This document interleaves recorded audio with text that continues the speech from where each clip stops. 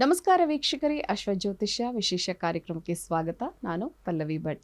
ವೀಕ್ಷಕರೇ, ಎಂದಿನಂತೆ ಇವತ್ತಿನ ಕಾರ್ಯಕ್ರಮದಲ್ಲಿ ಪಂಚಾಂಗ ಭವಿಷ್ಯ, ರಾಶಿ ಭವಿಷ್ಯಗಳ ಫಲಾಫಲ ಯಾವ ರೀತಿಯಾಗಿರುತ್ತೆ, ಹಾಗೆಯೇ ಧಾರ್ಮಿಕ ಚಿಂತನೆಗಳಿಗೆ ಸಂಬಂಧಪಟ್ಟಂತೆ ಶ್ರೀಚಕ್ರವನ್ನ ಆರಾಧನೆ ಮಾಡೋದು ಹೇಗೆ, ಮನೆಯಲ್ಲಿ ಇಡೋದ್ರಿಂದ ಏನೆಲ್ಲ ಲಾಭಗಳು, ಹಾಗೆ ಪೂಜೆಯನ್ನ ಮಾಡೋದು ಯಾವ ರೀತಿಯಾಗಿ ಅನ್ನುವಂತಹ ವಿಚಾರದ ಬಗ್ಗೆ ಸಾಕಷ್ಟು ಮಾಹಿತಿಯನ್ನು ತಿಳಿಸಿಕೊಡೋದಕ್ಕೆ ಇವತ್ತಿನ ಕಾರ್ಯಕ್ರಮದಲ್ಲಿ ಭಾಗವಹಿಸ್ತಾ ಇದ್ದಾರೆ ಧಾರ್ಮಿಕ ಚಿಂತಕರಾದ ವೆಂಕಟರಮಣ ಭಟ್. ಬನ್ನಿ ಅವನ ಕಾರ್ಯಕ್ರಮಕ್ಕೆ ಬರಮಾಡಿಕೊಳ್ಳೋಣ.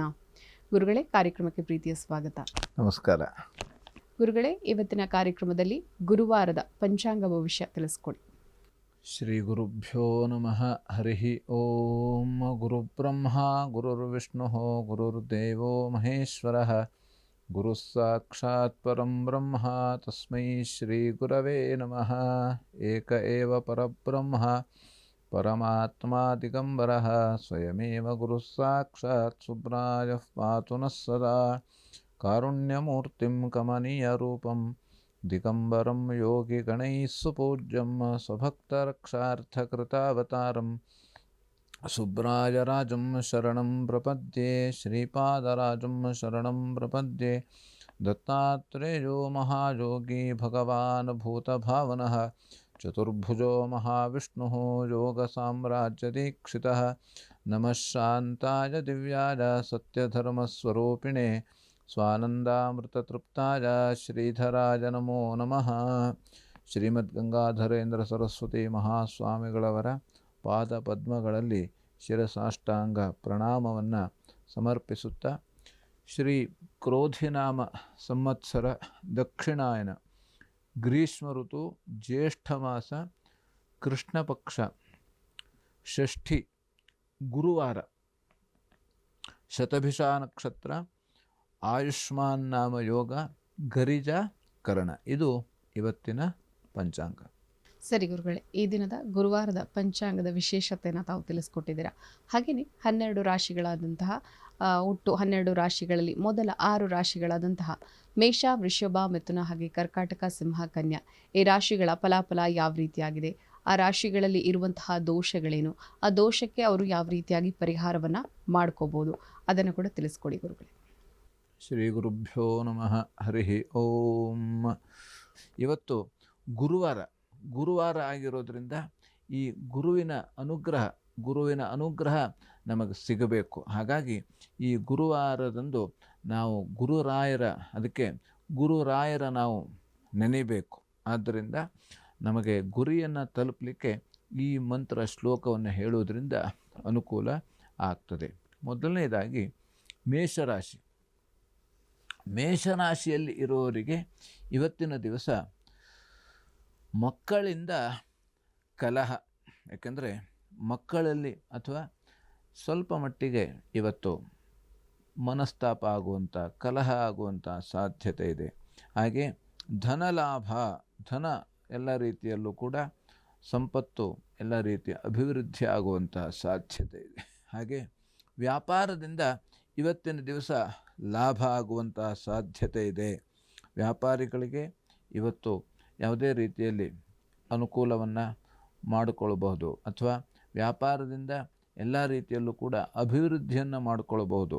ಆದಷ್ಟು ನಾವು ವ್ಯಾಪಾರವನ್ನು ಮಾಡುವಾಗ ಆದಷ್ಟು ಕಡಿಮೆ ಖರ್ಚಿನಲ್ಲಿ ತೆಗೆದುಕೊಂಡು ಹಾಗೆ ಸ್ವಲ್ಪ ಜಾಸ್ತಿಯಲ್ಲಿ ನಾವು ವ್ಯಾಪಾರ ಮಾಡಲಿಕ್ಕೆ ಇವತ್ತಿನ ದಿವಸ ಅನುಕೂಲ ಆಗುವಂಥ ಸಾಧ್ಯತೆ ಇದೆ. ಹಾಗೆ ಮೀನುಗಾರರಿಗೆ ಇವತ್ತಿನ ದಿವಸ ಲಾಭ ಆಗುವಂಥ ಸಾಧ್ಯತೆ ಇದೆ. ಕಡಲ ತೀರದಲ್ಲಿ ಇರತಕ್ಕಂಥವರು ಅಥವಾ ನದಿ ತೀರದಲ್ಲಿ ಮೀನುಗಾರಿಕೆಯನ್ನು ಮಾಡುವಂಥವರು. ಆದರೆ ಯಾಕಂದರೆ ಯಾವುದೋ ಹವಾಮಾನದ ವೈಪರೀತ್ಯ ಇದ್ದರೂ ಕೂಡ ಇವತ್ತು ಆದಷ್ಟು ನಾವು ಜಾಗ್ರತೆಯಿಂದ ಅಲ್ಲಿ ಆ ಸಮುದ್ರದಲ್ಲಿ ಇಳಿಯುವಂಥದ್ದು ಅಥವಾ ನದಿಯಲ್ಲಿ ಹೋಗುವಂಥದ್ದು, ನಾವು ಹವಾಮಾನವನ್ನು ನೋಡಿಕೊಂಡು ಇವತ್ತು ಹೋಗುವಂಥದ್ದು ಉತ್ತಮ. ಆದರೆ ಎಲ್ಲ ರೀತಿಯಲ್ಲೂ ಅನುಕೂಲ ಇದೆ. ಇನ್ನು ಹಾಲು ಮಾರಾಟಗಾರರು, ಹೈನುಗಾರಿಕೆ, ತಂಪು ಪಾನೀಯ ಇವರೆಲ್ಲರಿಗೂ ಕೂಡ ಇವತ್ತಿನ ದಿವಸ ಈ ವ್ಯವಹಾರವನ್ನು ಮಾಡುವಂಥವರಿಗೆ ಅನುಕೂಲ ಇದೆ. ಇನ್ನು ಇವತ್ತಿನ ದಿವಸ ಪರಿಹಾರಕ್ಕಾಗಿ ಚಂದ್ರನಿಗೆ ಅರ್ಚನೆ ಮಾಡುವುದರಿಂದ ಎಲ್ಲ ರೀತಿಯಲ್ಲಿ ಅನುಕೂಲ ಇದೆ. ವೃಷಭ ರಾಶಿಯಲ್ಲಿರುವವರಿಗೆ ಧನ ಲಾಭ ಆಗುವಂಥ ಸಾಧ್ಯತೆ ಇದೆ. ಎಲ್ಲ ರೀತಿಯಲ್ಲಿ ಧನಧಾನ್ಯ ಲಾಭ ಆಗುವಂಥದ್ದು. ಹಾಗೆ ವಿದ್ಯಾರ್ಥಿಗಳಿಗೆ ಅನುಕೂಲ, ವಿದ್ಯಾರ್ಥಿಗಳಿಗೆ ಇವತ್ತಿನ ದಿವಸ ಅನುಕೂಲಕರವಾದಂಥ ವಾತಾವರಣ ಇರ್ತದೆ. ಹಾಗೆ ಬಂಧುಗಳಿಂದ ಕಲಹ ಆಗುವಂಥ ಸಾಧ್ಯತೆ ಇದೆ. ಬಂಧುಗಳಲ್ಲಿ ನಾವು ಏನೋ ಹೇಳ್ತೇವೆ, ಏನೋ ಕೇಳ್ತೇವೆ, ಅದರಿಂದ ಅವರು ಏನೋ ಯಾವುದೋ ರೀತಿಯಲ್ಲಿ ಸಿಟ್ಟಾಗ್ತಾರೆ, ನಮ್ಮ ಮೇಲೆ ಬೇಜಾರಾಗ್ತಾರೆ. ಹಾಗಾಗಿ ನಾವು ಏನನ್ನಾದರೂ ತೆಗೆದುಕೊಳ್ಳುವುದು ಅಥವಾ ಏನನ್ನಾದರೂ ಕೇಳುವುದು, ಹೇಳುವುದು, ಸಲಹೆ ಸೂಚನೆ, ನಾವು ಇವತ್ತಿನ ದಿವಸ ಒಳ್ಳೆಯ ಸಲಹೆಯನ್ನು ಕೊಟ್ಟರೂ ಕೂಡ ಅದು ತಪ್ಪಾಗಿ ತಿಳಿಯುವಂಥ ಸಾಧ್ಯತೆ ಇದೆ. ಯಾಕೆಂದರೆ ಒಂದು ಮಾತಿಗೆ ಎರಡು ಅರ್ಥ ಇರ್ತದೆಯಂತೆ. ಹಾಗಾಗಿ ಒಂದು ಮಾತಿಗೆ ಎರಡು ಅರ್ಥ, ಒಂದು ಮನುಷ್ಯನಿಗೆ ಎರಡು ಮನಸ್ಸು ಇರುತ್ತೆ, ಒಂದು ಒಳ ಮನಸ್ಸು, ಹೊರ ಮನಸ್ಸು. ಹಾಗಾಗಿ ನಮಗೆ ಈ ರೀತಿ ಆಗಬಾರ್ದು. ಒಂದೇ ಮನಸ್ಸು, ಅದಕ್ಕೆ ನಮಗೆ ಒಂದೇ ಮನಸ್ಸು ಇದ್ದರೆ ಸರಿಯಾಗಿ ನಾವು ಆಲೋಚನೆ ಮಾಡುತ್ತೇವೆ. ಆ ಎರಡು ಮನಸ್ಸು ಇದ್ದರೆ ಅವನಿಗೆ, ಯಾಕಂದರೆ ಒಂದೇ ಬಾರಿ ನಾವು ಎರಡು ಕಾಲು ಮುಂದೆ ಹಾಕ್ಲಿಕ್ಕೆ ಆಗೋದಿಲ್ಲ, ಬಿದ್ದು ಬಿಡ್ತೇವೆ, ಎಡೆ ಬೀಳುತ್ತೇವೆ. ಹಾಗಾಗಿ ಫಸ್ಟಿಗೆ ಒಂದು ಕಾಲು ಹಾಕಬೇಕು, ಆನಂತರ ಮತ್ತೊಂದು ಕಾಲು ಹೋಗಬೇಕು. ಹಾಗೆ ಅದೇ ರೀತಿಯಲ್ಲಿ ನಾವು ಒಂದೇ ಮನಸ್ಸು ಇದ್ದರೆ ನಾವು ಎಲ್ಲೂ ಕೂಡ ವ್ಯತ್ಯಾಸ ನಮಗೆ ಆಗೋದಿಲ್ಲ. ಎರಡು ಮನಸ್ಸಿದೆ ಅಂತ ಆದರೆ ಆ ಎರಡು ಮನಸ್ಸು ಮಾಡೋದ್ರಿಂದ ನಮಗೇ ತೊಂದರೆ. ಅದು ಇನ್ನೊಬ್ಬರಿಗೆ ತೊಂದರೆ ಹೇಳೋದಕ್ಕಿಂತ ಅದು ನಮಗೇ ತೊಂದರೆ. ನಾವು ಇನ್ನೊಬ್ಬರಿಗೆ ತೊಂದರೆ ಬಯಸಿದ್ರೆ ಅದು ನಮಗೇ ತೊಂದರೆ ಬಯಸ್ದಂಗಂತೆ. ಅದಕ್ಕಾಗಿ ಯಾರು ಕೂಡ ಯಾವತ್ತೂ ಕೂಡ ಇನ್ನೊಬ್ಬರಿಗೆ ತೊಂದರೆ ಬಯಸಲೇಬಾರದಂತೆ. ನಮಗೆ ಅನಾನುಕೂಲ ಮಾಡಿದ್ರೂ ಕೂಡ, ನಮಗೂ ತೊಂದರೆ ಕೊಟ್ಟರೂ ಕೂಡ ನಾವು ಅವನಿಗೆ ಇನ್ನೊಬ್ಬರಿಗೆ ತೊಂದರೆ ಕೊಡಬಾರದಂತೆ. ಇದೇ ನಮ್ಮ ಸನಾತನ ಧರ್ಮದ ಲಕ್ಷಣ ಆಗಿದೆ. ಹಾಗಾಗಿ ಇದರ ಎಲ್ಲ ರೀತಿಯಲ್ಲಿ ನಾವು ಇವತ್ತಿನ ದಿವಸ ದುರ್ಗಾ ಪೂಜೆ ಮಾಡೋದರಿಂದ ಪರಿಹಾರ ಸಿಗ್ತದೆ. ಇನ್ನು ಮಿಥುನ ರಾಶಿಯಲ್ಲಿರೋರಿಗೆ ಉನ್ನತ ವಿದ್ಯಾಭ್ಯಾಸವನ್ನು ಮಾಡತಕ್ಕಂಥವರಿಗೆ ಇವತ್ತಿನ ದಿವಸ ಅನುಕೂಲವಾದಂಥ ವಾತಾವರಣ ಇದೆ. ಯಾವುದೇ ರೀತಿಯಲ್ಲಿ ಬೇರೆ ರೀತಿಯಲ್ಲಿ ಉನ್ನತ ವಿದ್ಯಾಭ್ಯಾಸಕ್ಕೆ ಹೊರ ದೇಶಕ್ಕೆ ಹೋಗುವಂಥವರು, ಅಥವಾ ಇಲ್ಲೇ ನಾವು ಸಂಪಾದನೆಯನ್ನು ಮಾಡಲಿಕ್ಕೆ ಹೊರ ದೇಶಕ್ಕೆ ಹೋಗಿ ಸಂಪಾದನೆ ಮಾಡಬೇಕು ಅಂತ ಅರ್ಥ ಏನಿಲ್ಲ. ಯಾಕೆಂದರೆ ನಮಗೆ ಇಲ್ಲೇ ಆ ರೀತಿ ನಾವು ಸಂಪಾದನೆಯನ್ನು ಮಾಡಬಹುದು, ಅಥವಾ ಇಲ್ಲೇ ಎಲ್ಲ ವಿದ್ಯೆಯನ್ನು ಕೂಡ ನಾವು ಕಲಿಯಬಹುದು. ಆದರೆ ಅವರವರ ಒಂದು ಮನಸ್ಸಿಗೆ ತಕ್ಕಂತೆ ಹೋಗುವುದಿದ್ದರೂ ಕೂಡ ಹೋಗುವಂಥ ಅಲ್ಲಿ ಹೊರ ದೇಶಕ್ಕೆ ಹೋಗುವಂಥ ಸಾಧ್ಯತೆ ಇದೆ. ಇನ್ನು ವ್ಯಾಪಾರದಲ್ಲಿ ಲಾಭ ಆಗುವಂಥ ಸಾಧ್ಯತೆ ಇದೆ. ಎಲ್ಲ ರೀತಿಯಲ್ಲೂ ಕೂಡ ಅನುಕೂಲ ಹೇಳುವಂಥದ್ದು ಸಿಗ್ತದೆ.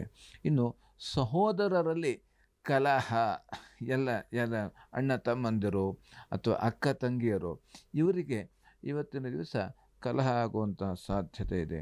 ಇನ್ನು ದೇವತಾ ದರ್ಶನ, ಇವತ್ತಿನ ದಿವಸ ದೇವರ ದರ್ಶನ, ಎಲ್ಲ ಬೇರೆ ಕಡೆ ದೇವರ ಸನ್ನಿಧಿಗೆ, ತೀರ್ಥಕ್ಷೇತ್ರಗಳಿಗೆ ಹೋಗುವಂಥ ಸಾಧ್ಯತೆ ಇವತ್ತಿನ ದಿವಸ ಇದೆ. ಹಾಗೆ ದಾನ ಧರ್ಮ ಮಾಡುವಂಥ ಸಾಧ್ಯತೆ ಇದೆ ಇವತ್ತಿನ ದಿವಸ. ಆಯಿತು, ನಾವೇನೋ ಸ್ವಲ್ಪ ದಾನ ಮಾಡುವ, ಧರ್ಮಾಚರಣೆಯನ್ನು ಮಾಡುವಂಥದ್ದು. ಪರಿಹಾರಕ್ಕಾಗಿ ಚಂದ್ರನಿಗೆ ಅಷ್ಟೋತ್ತರ ಮಾಡಿಸುವುದರಿಂದ ಎಲ್ಲ ರೀತಿಯಲ್ಲೂ ಅನುಕೂಲ ಇದೆ. ಇನ್ನು ಕರ್ಕಾಟಕ ರಾಶಿಯಲ್ಲಿರುವವರಿಗೆ ಧನಸ್ಥಾನದಲ್ಲಿ ನಮ್ಮ ಸ್ವಲ್ಪ ಮಟ್ಟಿಗೆ ತೊಂದರೆ ಆಗುವಂಥ ಸಾಧ್ಯತೆ ಇದೆ. ಅಧಿಕ ಖರ್ಚು, ನಾವು ಬೇಕೋ ಬೇಡೋ, ಅಥವಾ ಕೋರ್ಟು ಕಚೇರಿ ಅಥವಾ ಯಾವುದೇ ರೀತಿಯಲ್ಲಿ ಇನ್ನೊಬ್ಬರಿಗೆ ನಾವು ಸುಮ್ಮನೆ ಕೊಡಬೇಕಲ್ಲ ಹೇಳುವಂಥ ಒಂದು ಪ್ರಸಂಗನೂ ಕೂಡ ಬರುತ್ತದೆ. ಆದರೆ ನಾವು ಅನಿವಾರ್ಯ ಕೊಡಲೇಬೇಕು. ಯಾಕೆಂದರೆ ನಾವು ಗಾಣಕ್ಕೆ ಕೈ ಕೊಟ್ಟಂಗಂತೆ, ಅದಕ್ಕೆ ಗಾಣಕ್ಕೆ ಕೈ ಕೊಡಬಾರ್ದು ಅಂತ. ಹಾಗಾಗಿ ಆದಷ್ಟು ನಾವು ಯಾವುದೇ ರೀತಿ ಕೋರ್ಟು ಕಚೇರಿಗೆ ಹೋಗುವಾಗ ಅಥವಾ ಈ ರೀತಿಯಲ್ಲಿ ಪೊಲೀಸ್ ಅಥವಾ ಇವರ ಹತ್ರ ನಾವು ಹೋಗುವಾಗ ಆದಷ್ಟು ನಾವು ಹೋಗದೇ ಇರದೆ ಆ ಸಮಸ್ಯೆಯನ್ನು ಪರಿಹಾರ ಮಾಡಿಕೊಳ್ಳೋದು ತುಂಬ ಉತ್ತಮ. ಹಾಗೆ ಇನ್ನು ವೈರಿಗಳಿಂದ ತೊಂದರೆ ಬರುವಂಥ ಸಾಧ್ಯತೆ ಇದೆ ಇವತ್ತಿನ ದಿವಸ. ಯಾವುದೇ ವೈರಿಗಳು ನಮಗೆ ಗೊತ್ತಿಲ್ಲದೇ ಅವರು ತೊಂದರೆ ಮಾಡುವಂಥ ಸಾಧ್ಯತೆ ಇದೆ. ಆದಷ್ಟು ಜಾಗರೂಕತೆಯಿಂದ ನಾವು ವ್ಯವಹಾರ ಮಾಡುವಂಥದ್ದು ತುಂಬ ಉತ್ತಮ. ಯಾರೋ ಕರೀತಾರೆ, ನಮ್ಮ ವೈರಿಗಳ ಹಿಂದೆ ವೈರಿಗಳಿದ್ರಂತೆ, ಇವಾಗ ಅವರು ಫ್ರೆಂಡ್ಸ್ ಆಗಿದ್ದಾರೆ, ನಾವು ಇವತ್ತಿನ ದಿವಸ ಅವರ ಜೊತೆಯಲ್ಲಿ ನಾವು ಹೊರಗಡೆ ಹೋಗೋಣ, ಈ ರೀತಿ ಆಲೋಚನೆಯನ್ನು ಮಾಡಿಕೊಂಡು ನಾವು ಯಾರ ಹತ್ರ ಕೂಡ ಎಲ್ಲಿಗೂ ಕೂಡ ನಾವು ಹೋಗಬಾರದು. ಹಾಗಾಗಿ ಇನ್ನು ಪೆಟ್ರೋಲ್ ಉದ್ಯಮದಾರರಿಗೆ ಇವತ್ತಿನ ದಿವಸ ಲಾಭ ಇದೆ. ತೈಲದ ಉದ್ಯಮ, ಎಣ್ಣೆ ವ್ಯಾಪಾರ ಇದೆ. ಈ ರೀತಿ ತೈಲದ ಉದ್ಯಮದವರಿಗೆ ಇವತ್ತಿನ ದಿವಸ ಅನುಕೂಲ ಇದೆ. ಹಾಗೆ ಪರಿಹಾರಕ್ಕಾಗಿ ಮಹಾಲಕ್ಷ್ಮಿ ಅಷ್ಟೋತ್ತರವನ್ನು ಮಾಡುವಂಥದ್ದು. ಇನ್ನು ಸಿಂಹರಾಶಿಯಲ್ಲಿ ಇರುವವರಿಗೆ ಇವತ್ತಿನ ದಿವಸ ತಲೆನೋವು ಬರುವಂಥ ಸಾಧ್ಯತೆ ಇದೆ. ಹಾಗೆ ಮುಖಕ್ಕೆ ಪೆಟ್ಟಾಗುವಂಥದ್ದು ಎಲ್ಲ. ಹಾಗಾಗಿ ನಾವು ಏನಾದರೂ ಕೂಡ ಎಲ್ಲಾದರೂ ಕೂಡ ಹೋಗಬೇಕಾದ್ರೆ, ಏನೋ ಕೆಲಸ ಮಾಡಬೇಕಾದ್ರೆ ಆದಷ್ಟು ಜಾಗ್ರತೆಯಿಂದ ನಾವು ಎಲ್ಲೋ ಆಲೋಚನೆ ಮಾಡಿಕೊಂಡು ನಾವು ಕೆಳಗಡೆ ಕೂತ್ಕೊಂಡಿದ್ದವರು ಹೇಳುತ್ತೇವೆ. ಅದರಿಂದ ಸ್ವಲ್ಪ ಎಲ್ಲ ಮುಖಕ್ಕೆ ತಾಗುವಂಥದ್ದು. ಅಥವಾ ನಾವು ಎಲ್ಲೋ ಕೃಷಿ ಕ್ಷೇತ್ರಗಳಿಗೆ ಅಥವಾ ಎಲ್ಲೋ ಹೋಗ್ತಾ ಇರ್ತೇವೆ, ಅಲ್ಲಿ ಯಾವುದೋ ಒಂದು ಮರದ ಕೊಂಬೆ ಇದೆಲ್ಲ ಇರ್ತದೆ, ನಾವು ಎಲ್ಲೋ ನೋಡ್ತಾ ಇರ್ತೇವೆ, ಅದು ತಾಗುವಂಥದ್ದು. ಹೀಗೆ ಆದಷ್ಟು ಜಾಗ್ರತೆಯಿಂದ ನಾವು ನೋಡ್ಕೊಂಡು ಹೋಗುವಂಥದ್ದು ತುಂಬ ಉತ್ತಮ. ಇನ್ನು ಹೆಂಡತಿಯಿಂದ ಸಹಕಾರ ಇವತ್ತು ಸಿಗ್ತದೆ. ಹಾಗೆ ದೂರ ಪ್ರಯಾಣದಲ್ಲಿ ತೊಂದರೆ ಆಗುವಂಥ ಸಾಧ್ಯತೆ ಇದೆ. ದೂರ ಪ್ರಯಾಣಕ್ಕೆ ಯಾರಾದರೂ ಕೂಡ ಇವತ್ತು ಹೊರಡುವವರಿದ್ದರೆ, ದೂರ ಪ್ರಯಾಣವನ್ನು ಮಾಡುವವರಿದ್ದರೆ ಇವತ್ತಿನ ದಿವಸ ಆದಷ್ಟು ಜಾಗ್ರತೆಯನ್ನು ವಹಿಸಿ ಅಥವಾ ಇವತ್ತು ಹಾಗೆ ಇರುವಂಥದ್ದು ಉತ್ತಮ. ಇನ್ನು ಫಸ್ಟ್ ಟಿಕೆಟ್ ಆಗಿಬಿಟ್ಟಿದೆ ಅಂತಾದರೆ ನಾವು ಅದಕ್ಕೆ ಏನು ತೊಂದರೆ ಅಂದರೆ ಮತ್ತೆ ಅಲ್ಲಿ 2 ತಾಸು ಕಾಯೋದು, ಇನ್ನು 4 ತಾಸು ಕಾಯುವಂಥದ್ದು. ಹೀಗೆ ಯಾವುದೋ ಕಾರಣ, ಹವಾಮಾನ ವೈಪರೀತ್ಯನೋ ಅಥವಾ ಯಾವುದೋ ಇದರಲ್ಲಿ ಸಂಬಂಧಪಟ್ಟಂತೆ ಇಂಜಿನ್ನಿನ ಕಾರಣಕ್ಕಾಗಿ ಅದಲ್ಲೇನೋ ವ್ಯತ್ಯಾಸ, ರಿಪೇರಿ ಇದ್ದಾಗ, ಹೀಗೆ ಬೇರೆ ಬೇರೆ ರೀತಿಯಲ್ಲಿ ಕಾರಣ ಇರ್ತದೆ. ಹಾಗಾಗಿ ನಾವು ಅದಕ್ಕೆ ಆ ವಾತಾವರಣಕ್ಕೆ ನಾವು ಅನುಕೂಲಕರವಾಗಿ ಏನು ಬೇಕೋ ಅದನ್ನು ನಾವು ಮೊದಲೇ ಸಿದ್ಧಪಡಿಸಿ ತೆಗೆದುಕೊಂಡು ಹೋಗುವಂಥದ್ದು ತುಂಬ ಉತ್ತಮ. ಹಾಗಾಗಿ ಇವತ್ತಿನ ದಿವಸ ಔದುಂಬರ ಪ್ರದಕ್ಷಿಣೆ ಮಾಡುವುದರಿಂದ ಎಲ್ಲ ರೀತಿಯಲ್ಲಿ ಅನುಕೂಲ ಆಗ್ತದೆ. ಇನ್ನು ಕನ್ಯಾ ರಾಶಿಯಲ್ಲಿ ಇರುವವರಿಗೆ ಅಧಿಕ ವ್ಯಯ ಖರ್ಚು, ಅದು ತುಂಬ ಬೇಕೋ ಬೇಡದೋ, ಏನೋ ನಾವು ಉದಾಹರಣೆಗೆ ಯಾವುದೋ ಒಂದು ಮೊಬೈಲ್ ತಗೊಳ್ತೇವೆ, ನಮಗೊಂದು 2,000 ರೂಪಾಯಿ ಅಥವಾ 5,000 ರೂಪಾಯಿ ಮೊಬೈಲ್ ಸಾಕಾಗಿರ್ತದೆ. ಇದು ಚೆನ್ನಾಗಿದೆ, ಒಂದು 50,000 ರೂಪಾಯಿ ಮೊಬೈಲ್ ತಗೊಳ್ಳುವ. 50,000 ರೂಪಾಯಿ ಮೊಬೈಲು ಅಷ್ಟೇ, 2,000 ರೂಪಾಯಿ ಮೊಬೈಲು ಅಷ್ಟೇ ಆಗಿರ್ತದೆ. ಆದರೆ ಹೀಗೆ ಅದು ಬೇಕೋ ಬೇಡೋ ಗೊತ್ತಿಲ್ಲ, ಒಟ್ಟು ತಗೊಳ್ಳುವ. ಅಥವಾ ಕಾರು ತಗೊಳ್ಳುವ, ನಮ್ಮ ಸಣ್ಣ ಕಾರು ಸಾಕು, ದೊಡ್ಡ ಕಾರೇ ಬೇಕೋಳಿಲ್ಲ. ಹೀಗೆ ಈ ರೀತಿಯಲ್ಲಿ ಅದು ಸುಮ್ಮನೆ ಖರ್ಚಾಗುವಂಥ ಸಾಧ್ಯತೆ ಇರ್ತದೆ. ಹಾಗೆ ವೈರಿಗಳಿಂದ ಇವತ್ತಿನ ದಿವಸ ತೊಂದರೆ ಆಗುವಂಥ ಸಾಧ್ಯತೆ ಇದೆ. ಹಾಗೆ ಬೆಟ್ಟ ಗುಡ್ಡಗಳಿಂದಲೂ ಕೂಡ ತೊಂದರೆ ಆಗುವಂಥ ಸಾಧ್ಯತೆ ಇವತ್ತಿನ ದಿವಸ ಇದೆ. ವೃತ್ತಿಯಲ್ಲಿ ಅನುಕೂಲ, ವಿದ್ಯಾರ್ಥಿಗಳಿಗೆ ಅನುಕೂಲ. ಪರಿಹಾರಕ್ಕಾಗಿ ದೇವಿ ಆರಾಧನೆ ಮಾಡೋದರಿಂದ ಎಲ್ಲ ರೀತಿಯಲ್ಲಿ ಅನುಕೂಲ ಇದೆ. ಸರಿ ಗುರುಗಳೇ, ಈ ದಿನದ ಪಂಚಾಂಗ ಭವಿಷ್ಯ, ಇದರ ಜೊತೆಗೆ 12 ರಾಶಿಗಳಲ್ಲಿ ಮೊದಲನೆಯ 6 ರಾಶಿಗಳ ಫಲಾಫಲ ಯಾವ ರೀತಿಯಾಗಿದೆ, ಆ ದೋಷಕ್ಕೆ ಪರಿಹಾರಗಳೇನು ಅನ್ನುವ ಬಗ್ಗೆ ತಾವು ಪ್ರಿಯ ವೀಕ್ಷಕರಿಗೆ ತಾವು ತಿಳಿಸ್ಕೊಟ್ಟಿದ್ದೀರಾ. ಇದೀಗ ಕಾರ್ಯಕ್ರಮದಲ್ಲಿ ಪುಟ್ಟದೊಂದು ವಿರಾಮವನ್ನು ತೆಗೆದುಕೊಳ್ಳುವಂತಹ ಸಮಯ ಆಗಿದೆ.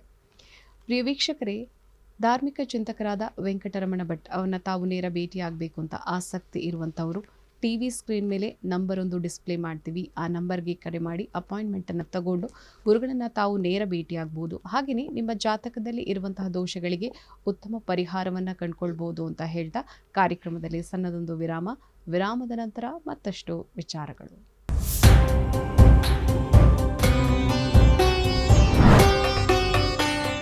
ವಿರಾಮದ ನಂತರ ಅಶ್ವಜ್ಯೋತಿಷ್ಯ ಕಾರ್ಯಕ್ರಮಕ್ಕೆ ಮತ್ತೊಮ್ಮೆ ಸ್ವಾಗತ. ಗುರುಗಳೇ, ಶ್ರೀಚಕ್ರ ಬಹಳ ವಿಶೇಷ. ನಾವು ಶ್ರೀಚಕ್ರವನ್ನು ಸಾಧಾರಣವಾಗಿ ಮನೆಯಲ್ಲಿಟ್ಟು ಪೂಜೆ ಮಾಡ್ತೀವಿ. ಆದರೆ ಮನೆಯಲ್ಲಿ ಇಟ್ಟು ಪೂಜೆ ಮಾಡಬಹುದಾ ಅಥವಾ ಇಲ್ವಾ ಅನ್ನುವಂತಹ ಸಂಶಯ ಕೂಡ ಇರುತ್ತೆ. ಮತ್ತು ಶ್ರೀಚಕ್ರವನ್ನು ಪೂಜೆ ಮಾಡೋದ್ರಿಂದ ಯಾವೆಲ್ಲ ಫಲಾಫಲಗಳನ್ನು ಪಡೆಯಬಹುದು ಮತ್ತು ಪೂಜೆಯನ್ನು ಮಾಡುವಂತಹ ವಿಧಾನ ಹೇಗೆ, ಇದರ ಬಗ್ಗೆ ತಿಳಿಸ್ಕೊಡಿ ಗುರು.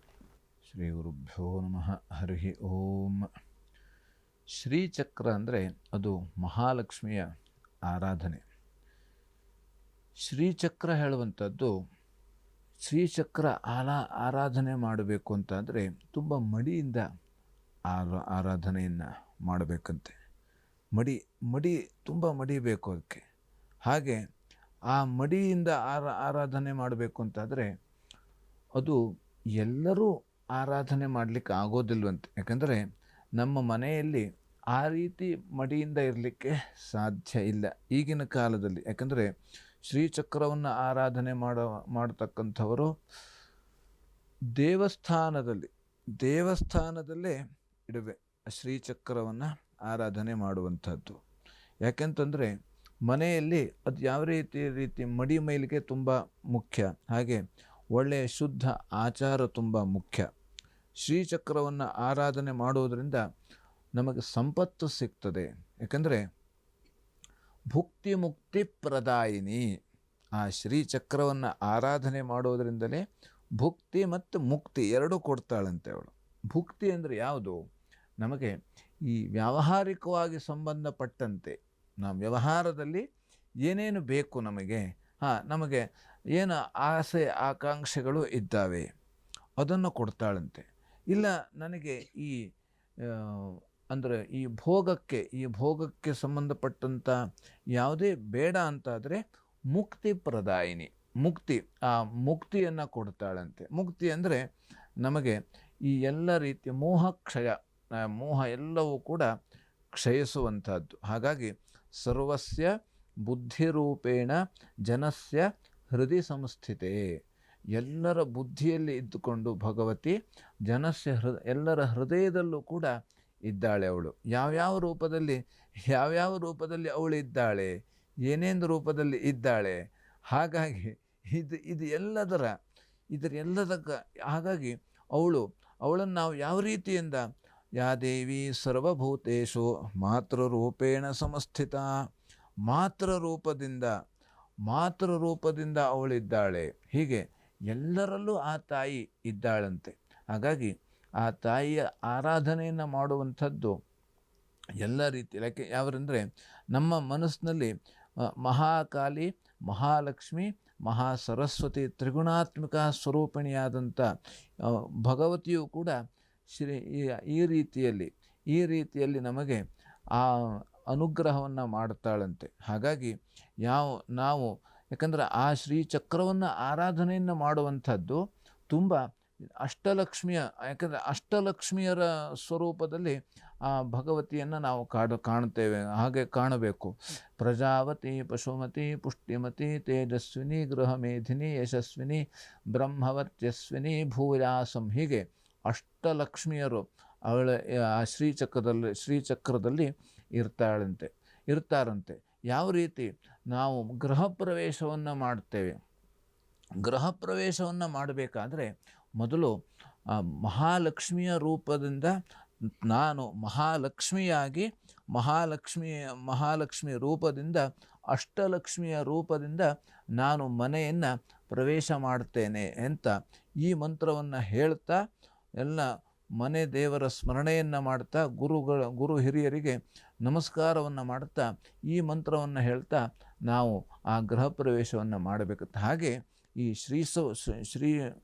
ಶ್ರೀಚಕ್ರದ ಆರಾಧನೆಯಿಂದ ನಮಗೆ ಎಲ್ಲ ರೀತಿಯಲ್ಲೂ ಕೂಡ ಈ ಭೋಗ ಭಾಗ್ಯಗಳು ಏನೇನಿದ್ದಾವೋ, ನಮಗೇನೇನು ಬೇಕೋ ಅವದೆಲ್ಲವನ್ನು ಕೂಡ ಕೊಡುವಂಥ ಸಾಮರ್ಥ್ಯ ಆ ಶ್ರೀಚಕ್ರಕ್ಕೆ ಇದೆ. ಹಾಗಾಗಿ ಈ ಶ್ರೀಚಕ್ರವನ್ನು ಆ ರೀತಿ, ಯಾಕಂದರೆ ತಪಸ್ಸು ಯಾರಲ್ಲಿ ತಪಸ್ಸಿದೆಯೋ ಅಂಥವರು ತಪಸ್ವಿಗಳು ಶ್ರೀಚಕ್ರವನ್ನು ಆರಾಧನೆಯನ್ನು ಮಾಡಬೇಕಂತೆ. ಮನೆಯಲ್ಲಿ ನಾವು ಶ್ರೀಚಕ್ರವನ್ನು ಇಟ್ಟು ಆರಾಧನೆ ಮಾಡಿದ್ರೆ ಅಲ್ಲಿ ಸ್ವಲ್ಪ ಮಡಿ ಮೈಲಿಗೆಯಲ್ಲಿ ಅಥವಾ ವ್ಯತ್ಯಾಸ ಆದಾಗ ಅದ್ರ ಪೂರ್ತಿ ಫಲ ನಮಗೆ ಸಿಗೋದಿಲ್ಲ. ಯಾಕೆಂದ್ರೆ ನಾವು ಎಲ್ಲರೂ ಕೂಡ ಈ ರೀತಿಯಲ್ಲಿ ಆಲೋಚನೆ ಮಾಡ್ತಾ ಇರ್ತೇವೆ. ನಾವು ಇಷ್ಟು ಪೂಜೆ ಮಾಡಿ ಆಯಿತು, ಇಷ್ಟು ದಾನ ಧರ್ಮ ಮಾಡಿ ಆಯಿತು, ಇಷ್ಟೆಲ್ಲ ಏನೇ ಮಾಡಿದ್ರೂ ಕೂಡ ನಮ್ಮ ಕೈಗೆ ಬಂದಂಥ ತುತ್ತು ಬಾಯಿಗೆ ಬರೋದಿಲ್ಲ. ಹೀಗೆಲ್ಲ ಆಲೋಚನೆ ಮಾಡ್ತಾ ಇರ್ತೇವೆ. ಹಾಗಾಗಿ ಅದರಲ್ಲಿ ಯಾವುದೋ ಒಂದು ನಮಗೆ ದೋಷ ಇರ್ತದೆ. ಆ ದೋಷದ ಕಾರಣದಿಂದ ನಮಗೆ ಇವೆಲ್ಲ ಆಗ್ತದೆ. ಹಾಗಾಗಿ ವಿಶೇಷವಾಗಿ ನಾವು ಶ್ರೀಚಕ್ರವನ್ನು ಆರಾಧನೆ ಮಾಡುವುದಾದರೆ ನಾವು ಆ ರೀತಿಯಲ್ಲಿ ನಮ್ಮ ಮನಸ್ಸನ್ನು ಸಿದ್ಧಪಡಿಸಿಕೊಳ್ಳಬೇಕು. ಯಾಕಂದರೆ ದೇವರ ಮನೆಯಲ್ಲೇ ಇಟ್ಟು ಆರಾಧನೆ ಮಾಡಬೇಕು. ಅದಕ್ಕೆ ತ್ರಿಕಾಲ ಪೂಜೆ ಆಗಬೇಕು. 3 ಕಾಲ ಪೂಜೆ, ಬೆಳಗ್ಗೆ, ಮಧ್ಯಾಹ್ನ ಮತ್ತು ಸಾಯಂಕಾಲ, ಈ ರೀತಿಯಲ್ಲಿ ತ್ರಿಕಾಲ ಪೂಜೆಯನ್ನು ಮಾಡಬೇಕಂತೆ. ಹಾಗೆ ನೈವೇದ್ಯ ಮಾಡಬೇಕು. ಹಾಗೆ ಮಂತ್ರದಿಂದ ಅರ್ಚನೆ ಮಾಡಬೇಕು. ಹಾಗೆ ಅಭಿಷೇಕ ಮಾಡಬೇಕು. ಇದೆಲ್ಲ ಕುಂಕುಮಾರ್ಚನೆ ಮಾಡಬೇಕು. ಇದೆಲ್ಲ ಅದಕ್ಕೆ ಒಂದೊಂದು ಪದ್ಧತಿ ಹೇಳುವಂಥದ್ದು ತುಂಬ ಇದೆ. ಹಾಗಾಗಿ ವಿಶೇಷವಾಗಿ ಶ್ರೀಚಕ್ರ ಆರಾಧನೆಯನ್ನು ಮಾಡಬೇಕು ಅಂತಾದರೆ ಭಕ್ತಿ ಶ್ರದ್ಧೆಯಿಂದ ನಾವು ದೇವರ ಮನೆಯನ್ನೇ ಸರಿಯಾಗಿ ದೊಡ್ಡದಾಗಿ ಇಟ್ಟುಕೊಂಡು ನಾವು ಅಲ್ಲಿ ಬೇರೆ ಯಾರು ಮೈಲಿಗೆ ಇದ್ದವರು ಯಾರೂ ಕೂಡ ಅಲ್ಲಿ ಹೋಗದೆ ಮಡಿಯಿಂದ ಆ ತಾಯಿಯನ್ನು ಪೂಜೆ ಮಾಡಬೇಕು, ಭಕ್ತಿ ಶ್ರದ್ಧೆಯಿಂದ ಪೂಜೆ ಮಾಡಬೇಕು. ನಾವು ಏನೇ ಕೆಲಸ ಈ ಪೂಜೆಯನ್ನು ಮಾಡಬೇಕಾದ್ರೆ ಮೊದಲು ನಮ್ಮ ದೇಹ ಸ್ನಾನದಿಂದ ಶುದ್ಧ ಇರಬೇಕು. ಆಮೇಲೆ ಒಳಗಿನ ಮನಸ್ಸು ಹೇಳುವಂಥದ್ದು, ಒಳಗಿನ ಶರೀರ ಹೇಳುವಂಥದ್ದು ಧ್ಯಾನದ ಮೂಲಕವಾಗಿ ಶುದ್ಧ ಇರಬೇಕು. ಆ ನಂತರ ನಾವು ಯಾವುದೇ ಪೂಜೆಯನ್ನು ಮಾಡಲಿಕ್ಕಾದರೂ ಕೂಡ ಅದು ಶರೀರ ಯೋಗ್ಯವಾಗ್ತದೆ. ಆ ಯೋಗ್ಯವಾದ ಮೇಲೆ ನಾವು ಭಗವತಿಯ ಆರಾಧನೆಯನ್ನು, ಭಗವತಿಯ ಪೂಜೆಯನ್ನು ನಾವು ಮಾಡಬೇಕು. ಸರಿ ಗುರುಗಳೇ, ಬಹಳ ವಿಶೇಷವಾಗಿ ಶ್ರೀಚಕ್ರ ಅಂದರೆ ಏನು, ಶ್ರೀಚಕ್ರ ಯಾಕೆ ಆರಾಧನೆ ಮಾಡಬೇಕು ಮತ್ತು ಹೇಗೆ ಆರಾಧನೆ ಮಾಡಬೇಕು, ಒಂದು ವೇಳೆ ಶ್ರೀಚಕ್ರ ಮನೆಯಲ್ಲಿದ್ದರೆ ಆ ಆರಾಧನೆಯನ್ನು ನಾವು ಹೇಗೆ ಮಾಡಬೇಕು, ಬಹಳ ವಿಶಿಷ್ಟವಾಗಿ ಅನ್ನುವ ಮಾತನ್ನು ಪ್ರಿಯ ವೀಕ್ಷಕರಿಗೆ ತಾವು ತಿಳಿಸ್ಕೊಟ್ಟಿದ್ದೀರಾ. ಹಾಗೆಯೇ ಉಳಿದಂತಹ 6 ರಾಶಿಗಳ ಫಲಾಫಲ ಯಾವ ರೀತಿಯಾಗಿದೆ, ಆ ದೋಷಕ್ಕೆ ಪರಿಹಾರಗಳೇನು, ಇದನ್ನು ತಿಳಿಸ್ಕೊಡಿ ಗುರುಗಳೇ. ಇನ್ನು ತುಲಾರಾಶಿಯಲ್ಲಿ ಇರುವವರಿಗೆ ಮಕ್ಕಳಿಂದ ಸಹಕಾರ ಸಿಗ್ತದೆ, ವಿದ್ಯಾರ್ಥಿಗಳಿಗೆ ಅನುಕೂಲ, ಹಾಗೆ ಯಂತ್ರದಿಂದ ಇವತ್ತಿನ ದಿವಸ ಅನುಕೂಲ ಇದೆ. ವ್ಯಾಪಾರಿಗಳಿಗೆ ಸ್ವಲ್ಪ ನಷ್ಟ ಆಗುವಂಥ ಸಾಧ್ಯತೆ ಇದೆ. ಪರಿಹಾರಕ್ಕಾಗಿ ಶ್ರೀ ಸೂಕ್ತ ಪಾರಾಯಣ ಮಾಡಿಸ್ಬೋದು. ವೃಶ್ಚಿಕ ರಾಶಿ, ನೀರಿನಿಂದ ತೊಂದರೆ ಬರುವಂಥ ಸಾಧ್ಯತೆ ಇದೆ, ಸ್ಥಾನಚ್ಯುತಿಯಾಗುವಂಥ ಸಾಧ್ಯತೆ, ದೂರ ಪ್ರಯಾಣದಲ್ಲಿ ತೊಂದರೆ ಆಗುವಂಥ ಸಾಧ್ಯತೆ ಇದೆ. ಬಂಧುಗಳ ಸಹಕಾರ ಇವತ್ತಿನ ದಿವಸ ಸಿಗ್ತದೆ. ಪರಿಹಾರಕ್ಕಾಗಿ ದತ್ತಾತ್ರೇಯ ದರ್ಶನವನ್ನು ಮಾಡಬಹುದು. ಧನುರಾಶಿ, ದೇವತಾ ದರ್ಶನಕ್ಕೆ ಇವತ್ತು ವಿಘ್ನ ಬರುವಂಥ ಸಾಧ್ಯತೆ ಇದೆ. ಸಹೋದರರ ಸಹಕಾರ ಸಿಗ್ತದೆ. ಸೈನಿಕರಿಗೆ ಇವತ್ತಿನ ದಿವಸ ಅನುಕೂಲ ಇದೆ. ಕೆಲಸದವರಿಂದ ಇವತ್ತಿನ ದಿವಸ ಸಹಾಯ ಸಿಗ್ತದೆ ನಮಗೆ. ಪರಿಹಾರಕ್ಕಾಗಿ ಗಣಪತಿ ಅಷ್ಟೋತ್ತರವನ್ನು ಮಾಡುವಂಥದ್ದು. ಮಕರ ರಾಶಿ, ಧನಧಾನ್ಯ ವೃದ್ಧಿಯಾಗುವಂಥ ಸಾಧ್ಯತೆ ಇದೆ. ಬೆಟ್ಟ ಗುಡ್ಡಗಳಲ್ಲಿ ಇವತ್ತಿನ ದಿವಸ ತೊಂದರೆ ಆಗುವಂಥ ಸಾಧ್ಯತೆ, ಶತ್ರುಗಳಿಂದಲೂ ತೊಂದರೆ ಆಗುವಂಥ ಸಾಧ್ಯತೆ ಇದೆ. ಪರಿಹಾರಕ್ಕಾಗಿ ದತ್ತಮಾಲಾ ಮಂತ್ರ ಪಠಣದಿಂದ ಅನುಕೂಲ ಇದೆ. ಇನ್ನು ಕುಂಭರಾಶಿಯಲ್ಲಿರುವವರಿಗೆ ವೈರಿಗಳಿಂದ ತೊಂದರೆ ಆಗುವಂಥ ಸಾಧ್ಯತೆ ಇದೆ. ದೇಹಕ್ಕೆ ಗಾಯ, ಹುಣ್ಣು ಇತ್ಯಾದಿ ಆಗುವಂಥ ಸಾಧ್ಯತೆ. ಪೂಜೆಯಲ್ಲಿ ಇವತ್ತಿನ ದಿವಸ ಭಾಗಿಯಾಗಬಹುದು. ಆರೋಗ್ಯ ಸುಧಾರಣೆ ಇದೆ. ಪರಿಹಾರಕ್ಕಾಗಿ ದುರ್ಗಾ ಆರಾಧನೆಯನ್ನು ಮಾಡುವಂಥದ್ದು. ಇನ್ನು ಮೀನರಾಶಿಯಲ್ಲಿರುವವರಿಗೆ ಅಧಿಕ ವ್ಯಯ ಇವತ್ತಿನ ದಿವಸ, ಹಾಗೆ ವೈರಿಗಳಿಂದ ತೊಂದರೆ, ಹಾವು ಇತ್ಯಾದಿ ಅಂದರೆ ಹಾವು, ಚೇಳು ಇದರಿಂದ ಸ್ವಲ್ಪ ಸಮಸ್ಯೆ ಆಗುವಂಥ ಸಾಧ್ಯತೆ ಇದೆ. ಕೃಷಿ ಕ್ಷೇತ್ರದಲ್ಲಿ ಹೋಗುವಂಥ ಅಥವಾ ಬೆಟ್ಟ ಗುಡ್ಡಗಳಲ್ಲಿ ಓಡಾಡುವಾಗ ಆದಷ್ಟು ನಾವು ಕಾಲ ಬುಡದಲ್ಲಿ ನೋಡಿಕೊಂಡು ಗಂಭೀರವಾಗಿ ನಡೆದುಕೊಂಡು ಹೋಗುವಂಥದ್ದು ತುಂಬ ಉತ್ತಮ. ಇನ್ನು ಧನ ಮತ್ತು ಧಾನ್ಯ ಲಾಭ ಆಗುವಂಥ ಸಾಧ್ಯತೆ ಇದೆ. ಕೃಷಿ ಕ್ಷೇತ್ರಗಳಲ್ಲಿ ಅನುಕೂಲ ಇದೆ. ಔದುಂಬರ ಪ್ರದಕ್ಷಿಣೆ ಅಥವಾ ಗೋ ಸೇವೆ ಮಾಡುವುದರಿಂದ ಎಲ್ಲ ರೀತಿಯಲ್ಲಿ ಪರಿಹಾರ ಇದೆ. ಹಾಗಾಗಿ ಇವತ್ತಿನ ದಿವಸ ಏನೇ ತೊಂದರೆ ಆಗುವುದಿದ್ದರೂ ಕೂಡ ಭಗವಂತನ ಭಕ್ತಿಯಿಂದ ಸ್ಮರಣೆ ಮಾಡುವುದರಿಂದ ಎಲ್ಲ ರೀತಿಯಲ್ಲಿ ಪರಿಹಾರ ಇದೆ. ಯಾಕಂದರೆ ಧೈರ್ಯಂ ಸರ್ವತ್ರ ಸಾಧನಂ ಎಂಬಂತೆ ನಾವು ಧೈರ್ಯದಿಂದ ಮುನ್ನುಗ್ಗಿದಾಗ ನಮ್ಮೆಲ್ಲ ಕಷ್ಟಗಳು ಕೂಡ ಪರಿಹಾರ ಆಗ್ತದೆ. ಹಾಗಾಗಿ ಎಲ್ಲ ರೀತಿಯಲ್ಲೂ ಕೂಡ ಇವತ್ತಿನ ದಿವಸ ಒಳ್ಳೆಯ ಶುಭ ಫಲವನ್ನು ನಾವು ಕಾಣಬಹುದು. ಸರಿ ಗುರುಗಳೇ, ಇವತ್ತಿನ ಕಾರ್ಯಕ್ರಮದಲ್ಲಿ ಪಂಚಾಂಗ ಭವಿಷ್ಯ, ರಾಶಿ ಭವಿಷ್ಯಗಳ ಫಲಾಫಲ ಹಾಗೆಯೇ ಶ್ರೀಚಕ್ರದ ವಿಶೇಷತೆಯನ್ನು ತಾವು ತಿಳಿಸ್ಕೊಟ್ಟಿದ್ದೀರಾ. ಕಾರ್ಯಕ್ರಮಕ್ಕೆ ಆಗಮಿಸಿದ್ದಕ್ಕಾಗಿ ಹೃತ್ಪೂರ್ವಕ ಧನ್ಯವಾದಗಳು. ಲೋಕಾಃ ಸಮಸ್ತಾಃ ಸುಖಿನೋ ಭವಂತು, ಸಮಸ್ತ ಸನ್ಮಂಗಳಾನಿ ಭವಂತು, ಸರ್ವರಿಗೂ ಕ್ಷೇಮವಾಗಲಿ. ವೀಕ್ಷಕರೇ, ಇದಾಗಿತ್ತು ಈ ಹೊತ್ತಿನ ಅಶ್ವಜ್ಯೋತಿಷ್ಯ ವಿಶೇಷ ಕಾರ್ಯಕ್ರಮ. ನೋಡ್ತಾ ಇರಿ ಅಶ್ವವೇಗ ನ್ಯೂಸ್. ನಮಸ್ಕಾರ.